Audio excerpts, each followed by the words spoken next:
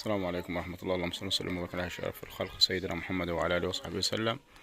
بص يا جماعة، اللي عنده فايدة بالله عليكم يفيدني في الشجر دي اللي عندي على القناة، وشخص فاهم في الزرع المثمر.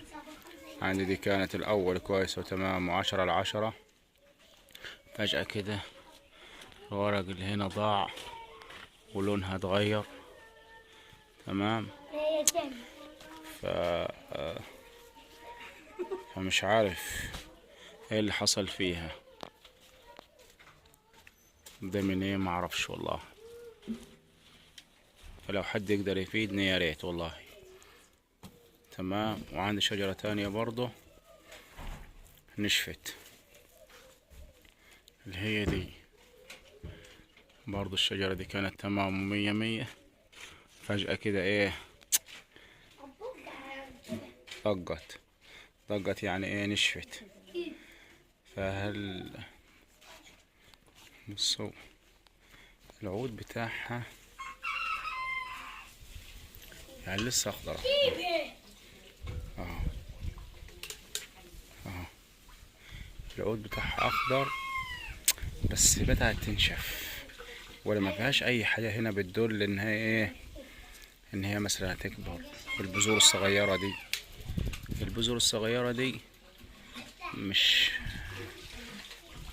معرفش ايه اللي حصل، معرفش ايه بالظبط.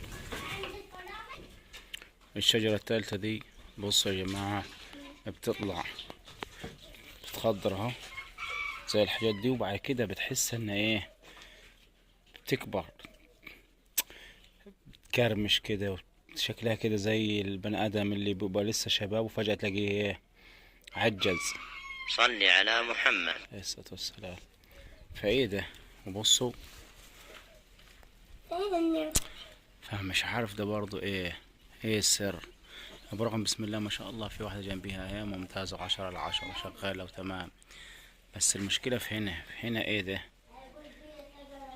معرفش. طب هل الشجر ده لو حد يقدر يفيدني نخلعه ونغيره 3 شجرات دول مثلا، ولا نسيبهم يكون فيهم امل مثلا في حاجة زي كيماوي او مبيد او اي حاجة او ما شابه ذلك، يعني ينفع للحاجة دي؟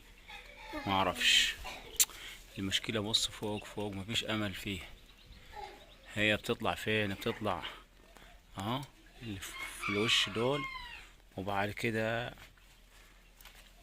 ما بتغيبش وتلاقيها ايه كرمشت كده. معرفش. يبدأ الورق بتاعها ايه يتحرق ينشف زي كده بالظبط. فايه الحل؟ فلو بالله عليكم لو حد يقدر يفيدني يا ريت يفيدني. جزاكم الله خيرا واستودعكم الله، والسلام عليكم ورحمة الله تعالى وبركاته.